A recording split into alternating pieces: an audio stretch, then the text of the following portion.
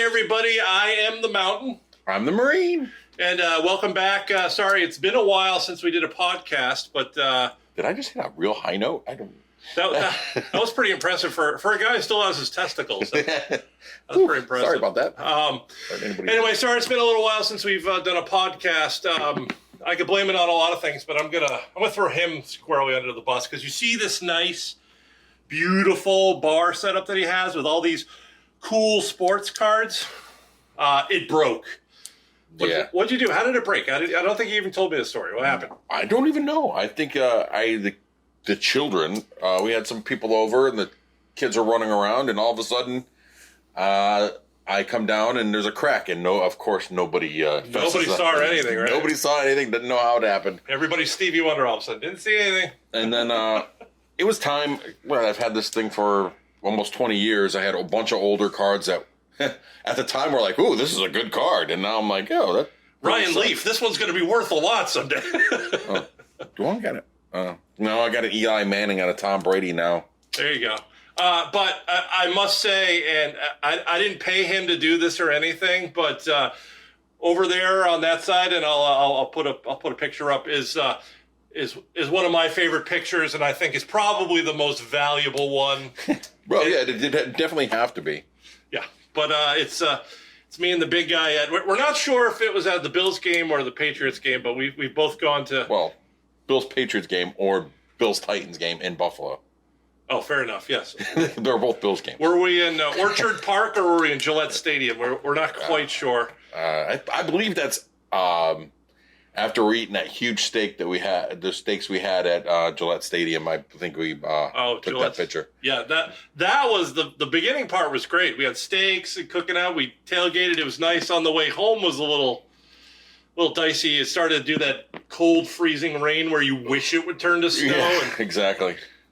My poor buddy here almost froze to death trying to wear my coat. Yeah, and that was when the Bills sucked. But anyway, back to what we normally talk about. We're talking about movies. Today we're going to do another episode of Sleepers or Suckers. So Chaz and I, of course, we took time out of our busy schedules to watch a little... mostly streaming stuff, and we both came up with a couple, at least one streamer and one sucker. I came up with two suckers, but yeah, it is getting. It does seem to be getting harder to find hidden gems on streaming these days, but especially now that there's so many services, it's like they're all vying. Can't even remember what service I watch things. I know. All right, well then I will start, but I'm not even going to tell you if it was a sleeper or a sucker until I get into it. You could tell me at home if it sounds like a cool plot. So anyway, this is a movie called Vivarium.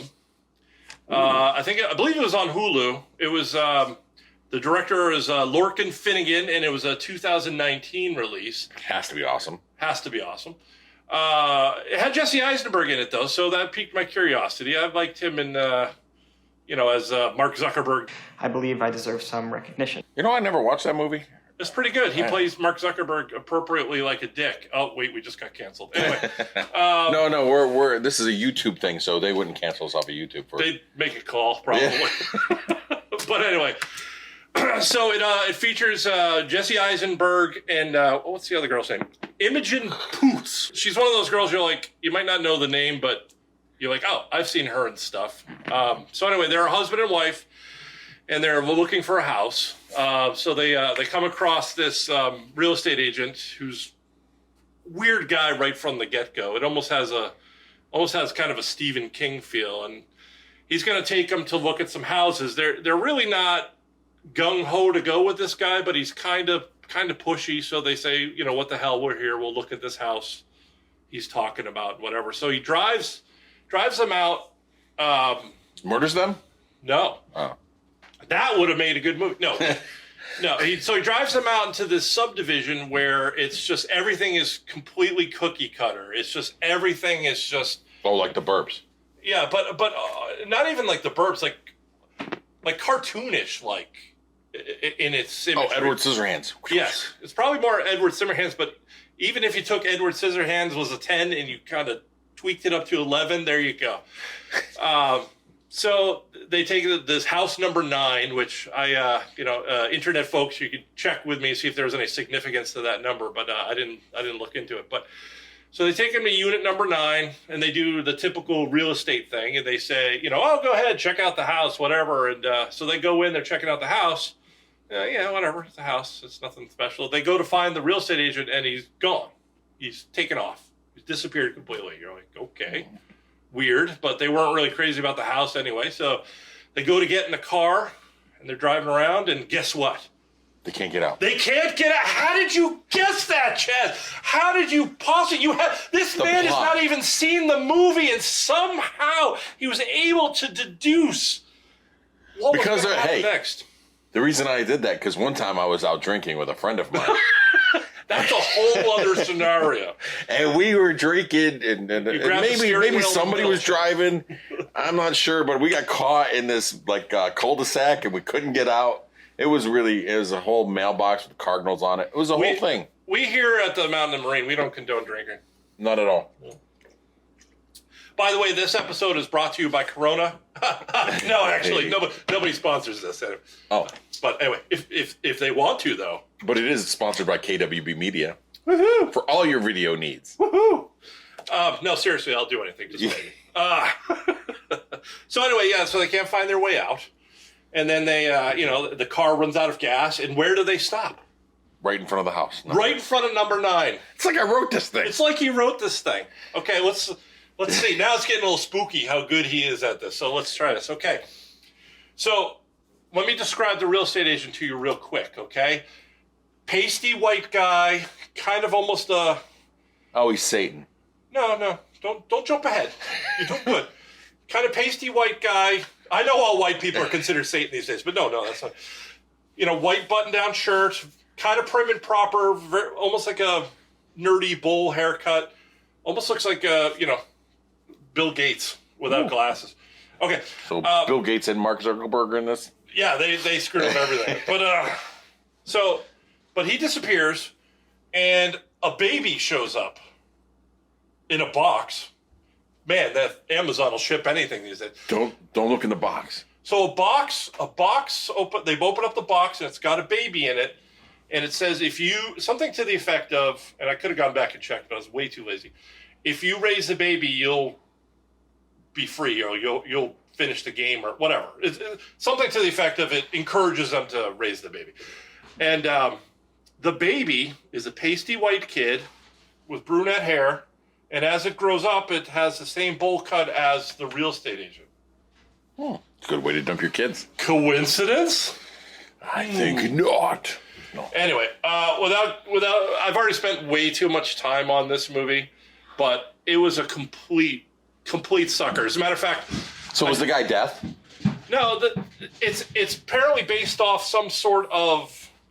I had to look it up because I wasn't quite sure, but it was based on some sort of animal or insect thing that lays eggs in another person's thing. It encourages them, it tricks them somehow into raising its young. Well, there's a bird that does that. Yeah, maybe it could have been the bird. I don't know. It's like I forgot the name of the bird, but the egg is so significantly bigger than their real eggs, and it goes in a sparrow, and the baby hatches and kicks the other eggs out of the nest, and so it couldn't have even been based on the bird. Like I gave it that. I looked it up real quick, and my brain gave it that much attention. Like click delete. I even got my wife started watching it with me for about 5 minutes and goes, "This is stupid." But you know how you're in a movie and you're vested. I'm like, I see it. I'm like, the kid's gonna grow up to be the next real estate agent. I've binged 8 seasons of a TV show because of that. Yes, exactly. So I said it can't be that obvious. I'm usually the guy going, what happened? End of Sixth Sense when she drops the ring and everybody in the theater except for me realized he was actually a ghost. I was like, what happened? I'm that guy. So when I'm the guy that got it 2 scenes into the movie, go, oh. Yeah, so when I am the guy who gets it 2 scenes into the movie, I'm like, there's got to be a cool twist. It can't be that freaking obvious, but it really was. But, I don't know. Jesse Eisenberg, I guess like every one of us is willing to do something for money and just slut themselves out. So. Oh, I will do anything for money. I'll slut myself out. So Vivarium, sucker. Don't watch it. Ooh, Save, we gotta- do we gotta save yourself 90 minutes, 2 hours, So whatever. we it was. got a stamp on it. I'll put it up. You sucker. Ah, look at that. We're high tech. All right. So what do you got, Chaz? What did you bring to the table? Well, the first show I watched, it has. Wait. Did we go movie or show? Oh, movie. Sorry, I went I'm to just movie. making sure because we got a couple shows in here. I don't want to jump ahead. I went with the show a movie called Outlander, which, not based on the TV show or books, award-winning TV show and books from Not to be mistaken with yeah, Wally no, Burger. not. Well, it's got Jim Caviezel and Jesus Christ, Well, it's just got and John Hurt. All right. You figure, Those Ron are good Perlman's in actors. it. Maybe he plays a bad guy. Maybe Well, the premise of the movie. Let's see. Hellboy himself was there, right? Huh? Hellboy was in it, right? Oh yeah, Hellboy himself. Premise of the movie: Jim Caviezel is from outer space, and in the beginning of the movie, his ship crashes, and they show him talking in his native tongue, which is, I don't know, whatever alien Venusian? Yeah, Venusian or whatever they're speaking. It's like crazy. It's kind of Oh, no, sounds. wait, women are from Venus. Sorry, it's not to be. But they crash in the Norse country back in Vikings, and he crashes near a lake by the Viking or a fjord near the Viking village. Cool. So does he take all his lasers and advanced technology and change history? No. His ship crashes into a lake. He pulls out this big thing, which looks like a case that has several guns in it. Takes out one gun, gets knocked out by a Viking. And he's got, not to mention he's wearing like this suit of armor thing that he takes off and just gets rid of for some reason. He's on an alien planet and he doesn't know anything about it. And then he downloads the history of man up to that point by sticking his eye, and he's like, he like downloads everything into his brain. So then amazing enough, in Norse Viking times, it teaches him how to speak English. Interesting. And apparently it got all Vikings to speak English too. Okay. Because he downloaded it, showed the history. This is man, this is woman. And apparently there were only two sexes at the time. So we can't even watch it anyway. yeah. But anyway, so when you think Jim Not woke Caviezel, enough. guy was Jesus Christ. You think he wouldn't put his name on anything excessively stupid. But it turned out, he got knocked out by a Viking. He crashed to Earth with the animal that wiped out his family, which was this. Everybody thought it was a dragon. It looked like some kind of Pokemon thing. It was really horrible. A really horrible. So at the end, did he grab a little plastic red and white ball and throw it at it, or no? No. He, instead of going back for those guns I told you about, he got a piece of metal from his ship and had with the Viking forge, one of the Vikings forge a sword for him. So anyway, Okay. movie best scene, Ron Perlman gets his head cut off. I can get behind any movie where Ron Perlman gets his head. But the CGI was so bad, even that looked horrible. Ugh. Like him getting his head cut off, I was like, And then the animal, the fire, CGI fire, it was just, I wish I could say more about this. That I was like, I'm always, what do you call it when, character out of place, like, a Yankee in King Arthur's court, and I always like things where you see a futuristic person in old times. The Manhattan Timeline. the timeline, and all. Yeah, I like Time Bandits. Time Bandit. A little goofy, but yeah, sure. I think had little people in it. Yeah, I know how you are with the little people. He's a big fan of little people. Big supporter. So I give all these movies a little bit extra. I just cut this movie's I'm halfway, not even a scene into it. I'm like, I'm gonna. As soon as he downloaded All Human History and he started speaking English when he's in Vikings times, and was English even a? Yeah, no, Yes. the English were around. So, but if yeah, it was very. they probably would have been speaking Old English. I have a feeling they weren't speaking these and thys and. No, well, first of all, they were Vikings, so they wouldn't have spoke that anyway. But the thing is, he was speaking English, and everybody was speaking English. And, well, I get to one point, one of my favorite movies of all time, just speaking languages, is... The Hunt for Red October. Yes. Yes. New Paroski. Немного. Where they... We've met. They No, are but I know what you're they're gonna say. speaking Go ahead. Russian. They're speaking Russian, but the camera, the cinematographer that zooms in on their mouth, and then when he pulls away, they start speaking English. So you know there's a transition there. I on zabralek na miejsce. Nazywajmy je po-еврейски Armageddon. And the seventh angel poured forth his bowl into the air, and a voice cried out from heaven, saying, But it wasn't that. It wasn't anything close to I agree. That obviously. was the coolest way to understand why people were speaking English Yes. in any movie. For the record, on somewhat tangentially to this subject, why is everybody in every foreign country speaking English, but not just English, but English with an English accent? Or for October, a Russian accent, Yeah. or a Scottish Russian accent. Scottish, right? But it's I think I mean there's a million examples, but I think of Troy with Brad Pitt. Yes. Everybody's speaking with a British accent. No argument with you, brothers, but if you don't release her, you'll never see home again. Decide. Guards!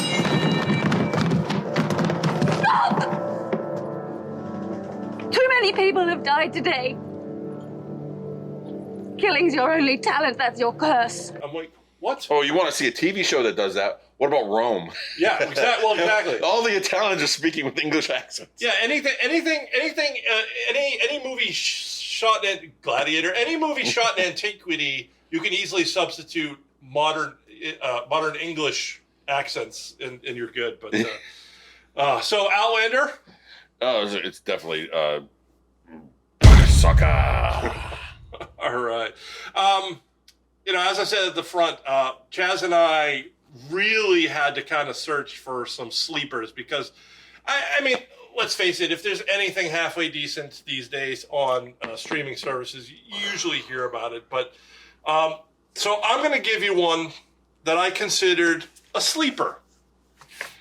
Now, I'm going to put a little asterisk next to it. It's a sleeper. I enjoyed it,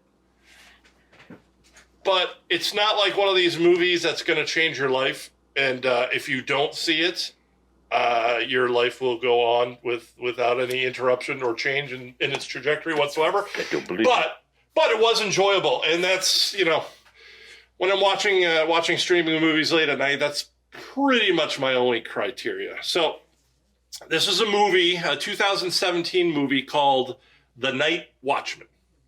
Okay, not to be mistaken with The Watchmen or Watchmen, which are other movies and series. But it's called The Night Watchman. It was directed by somebody by the name of Mitchell Altieri. And Oh, Mitch, I know him. yeah, exactly. And what I really consider a sleeper is something that, was a good movie, it was an enjoyable movie, but also in a lot of cases, you've never heard of anybody in the cast. And, unless you're some sort of cinemaphile, I don't think you've heard of anybody in the cast. The biggest star in the lineup is the lead female character, and her name is Cara Louise. And the only credit I could find where you might know her from was she played Wolowitz's cousin on a couple episodes of The Big Bang Theory. Oh, I watched every episode of that. I don't remember her. Exactly. But anyway, so this is called The Night Watchman, and it's about a young kind of slacker kid. He his only claim to fame before becoming a night watchman was he was in a satanic band. And he still has some of the tattoos. That's weird. So anyway, he's in the opening scene. He's coming for his first night at the Night Watchman, and at this big office building. I can't even remember what kind of company it was. It's kind of irrelevant to the story, but he's coming for his first shift, and the current guards are busting his balls. They're watching his music video online and stuff like that. They're just giving him the business, and they're acting like it's a job interview. But he's the guy thought already had the job. They're just busting his balls, which is very much what guys would do. Which one of the things I really hate about. Yeah. Shut up. They would. One of the things I hate about modern movies is when they're movies that are afraid to let guys be guys. Guys would bust each other's balls constantly, and so they do this in this. They're not afraid to. They don't shy away from that. They let the guys beat guys. Anyway, so long story short, it's kind of a take on zombie apocalypse movie. Although these things tend to be more like vampires, and it all starts with this clown. Okay, Clowns. Exactly. Jen, that one's for you. So Jen, we got clown vampires in this one. It might be kind of cool. But what are these things? Maybe they're vampires. Really? What? It's a thing. So again, end of the day, not earth shattering. The screenplay is not going to win a Pulitzer.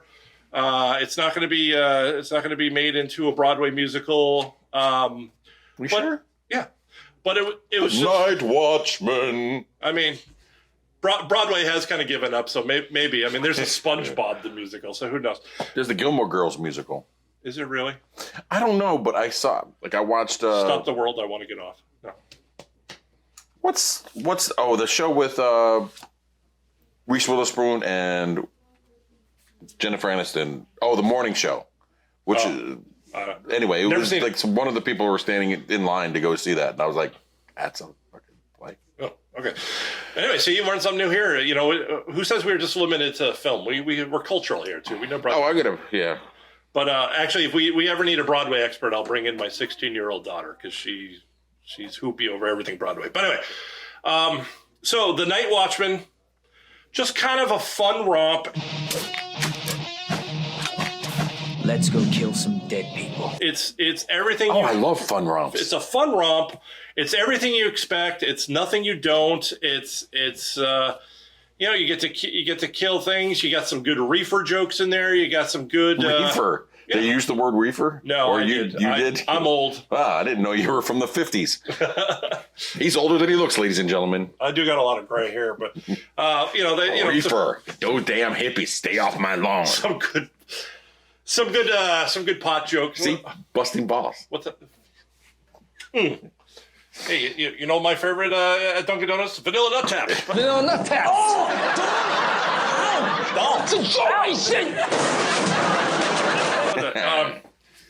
But anyway, if you're just looking for a good romp, you don't want to think too much, and you're not you don't want to read subtitles, and you're not looking for something to try to be something it isn't. The Night Watchman, I watched it, I enjoyed it. I was like, okay, great, good. I felt like, hour and a half, well worth it. Well, so I'll give it a shot. Sleeper. It's a stamp for Sleeper too. What should we do for Sleeper? I don't know. Oh, Sleeper. Here, I'll put it up here. Oh. Sleeper. In the inevitable hunt for a sleeper movie, I came across another movie, Werewolf Within. It's a 2021 movie. Came out in June. It looked like there was just a bunch of bit players. You might not know all their names, but there was a couple people that I was like, I recognize that guy. And then Lily from AT&T was in it, which her name is Melania Alexa Kovodrova Van Trub. It's her real name. That's a mouthful. Yes. I'm having trouble connecting to the internet. It looks like an issue with the router and echo device. Where is that? It's in the other room. If you guys can't hear that, Alexa decided to chime in. Shut up, Alexa! Boy, she just goes on and on, doesn't she? Anyway, they'll just call her Lily. Lily from AT&T commercials. If you haven't seen her, she's very pretty. I love her eyes. She plays a male person in a small town in like, I think it was Maine or New Hampshire, like a small, out of the way town. Snowstorm hits. New guy comes to town. His name's Finn Wheeler, played by Sam Richardson. Oh, okay. I thought he was English. No, he's not. not anymore. All right. No, he's never been. Oh, okay. He's an American actor. I looked it up on Wikipedia. There you go. He's an American actor. I always thought he was English. There you go. Learn something new. And because he speaks, when he talks, it sounds like he speaks proper English. Yeah. Anyway, so he's from the Veep. If you don't know, there's a couple other bit players that are in it. There's a whole townspeople. There's a lady innkeeper. Her husband ran away. There's a guy on the outskirts of town. He's the trapper. It's set in modern times, but he's like this guy. First time you see him, he's like threatening people with guns. Stay off my land. And so what I hope to achieve in my lifetime is to retire somewhere, a big plot of land, and tell everybody keep off my lawn. So he's my spirit animal. Yeah. Yeah, he's got a double-barrel shotgun and skins a lot of animals, though. I'll learn. Yeah. Okay. So, it's a whole, like, oh, there's an animal attacking. Whoa, the animal attacked cut off our balls. No, killed the little dog. They find a dead body. It's the innkeeper's husband. And then they start turning on each other. Everybody starts killing each other. It's like, oh my God, it's a big animal. No, it's somebody's a werewolf. There's like a scientist there searching werewolves. And it's the best part of this whole movie is Cicely Lily from AT&T. No, say her name again. Milana Alexstrova Vintrobe. Nice. Ventrobe. All right. Anyway, she does this for some beginning of the movie, first 15 minutes, she meets the new guy. He's Sam Richardson's character's a ranger, like a park ranger kind of guy. Okay. So she brings him to this empty bar. It's closed down for the winter. She's got the key for it, and she's like, oh, play something on the jukebox, and he's like, it's all 90s, and then he plays a song, and it's Ace of Base. And she comes out of the back room. She was wearing like a parka before with a button-up shirt. She comes out of the back room in a tank top, and dances around a little.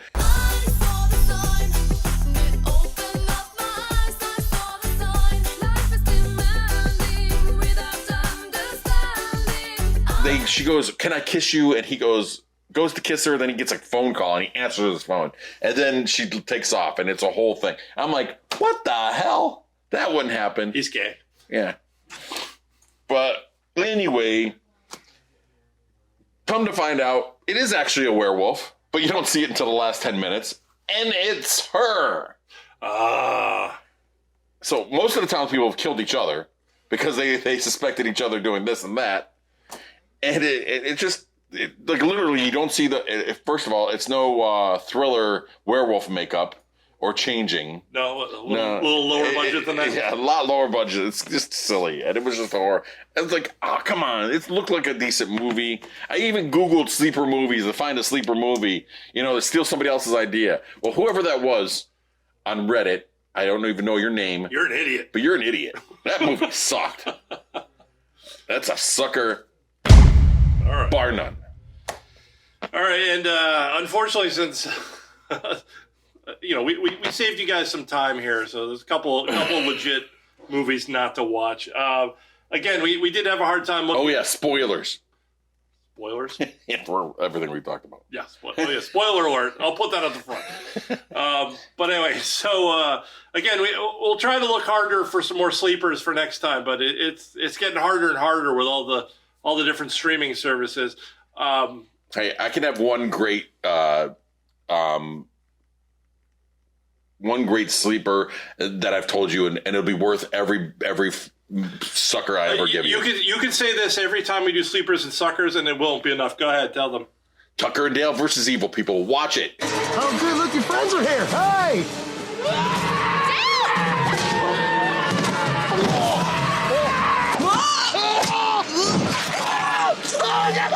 If you don't watch it, it's your fault. This is a movie you can't live without. The ultimate sleeper movie you've never heard of, but awesome.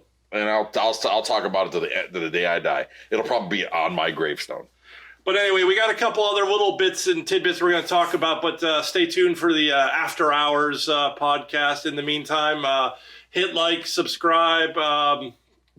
Don't watch this video over here. It's pretty cool. Our last Sleepers and Suckers, when I actually went into Tucker and Dale versus Evil. Really? Yeah, I'll put that on the end card, and we appreciate all your support. Eventually, we'll set up like a Patreon or something so you guys can donate so we can try to get some better stuff here for you. Maybe some better. Just hit the like button. Just hit the like button and don't use GoFundMe. All right. Yes, do not use GoFundMe. See you guys.